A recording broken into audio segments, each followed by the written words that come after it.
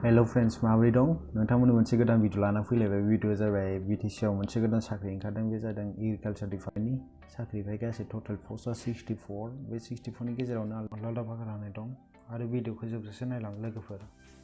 first पस्टआव दङ agriculture extension assistant number of post 54 गासै टोटल 54 पस्टआ दं ओमफ्राय एजआ जानांगोन 18 to 38 इयार्स ओमफ्राय रिलेक्सन दङ 5 years ST Asia OBC MOBC 3 years ओमफ्राय बेनि क्वालिफिकेशना HS पास जानांगोन आर्ट्स कमार्स साइन्स 2 नम्बर पस्टआव दङ प्राइमारि इनभेस्टिगेटर नाम्बार अफ पस्ट 1 एजआ बेनाबो 18 निफ्राय 38 सिमनि गेजेराव जानांगोन एडिशनेल क्वालिफिकेशना जाहैबाय HS पास जानांगोन आर्ट्स साइन्स कमार्स बबेनिफ्राय पास जानाय सोलिजोबगोन 3 नम्बराव दङ field investigator Number of post 2 बेनाबो एजआ 18 to 38 एडुकेशन क्वालिफिकेशना HS पास जानाय जानांगोन 4 नम्बराव दङ power sprayer duster operator number of post 3 एजआ जाबाय 18 निफ्राय 38 बेनाबो ओमफ्राय एडुकेशन क्वालिफिकेशना HS पास जानाय जानांगोन आर्ट्स साइन्स कमार्स बबेनिफ्राय art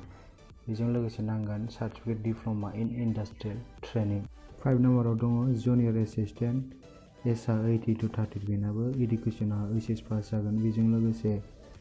certificate basic computer certificate नांफागोन आरो 6 नम्बराव दङ फिटार एजआ बेनाबो 18 to 38 एडुकेशनेल क्वालिफिकेशना नांगोन HS pass arts science commerce बेजों लोगोसे नांगोन बेना ITI certificate diploma in fitter ITI लानाय जानांगोन आरो बेयो Number 7 दं फिल्डमेन्ट नाम्बार अफ पस्ट 2 एजआ 18 to 38 सिगांनि बायदिनो एडुकेशन क्वालिफिकेशनाबो HS पास जानांगोन सेलेक्शन प्रसेसआ जागोन राइटन टेस्ट एन्ड भाइभा बस एप्लिकेशन फिस जेबो लानाय जानाय नङा एप्लाइखौ गावसिनिफ्राय मोनसे फर्म होखादों बे फर्मावसो फिलआप खालामनानै साबमिट होनांगोन लोगोफोर गासिबो जेरक्स कपि नांगोन नोंनि डकुमेन्ट्सखौ 12 पासनिखौ ओमफ्राय बे कपियाव नोंनि सेल्फ एटास्ट होनांगौबा सिगनेचार होजोबनांगोन बेखौ साबमिट खालामनांगौ जाबाय दि मेम्बार सेक्रेटारि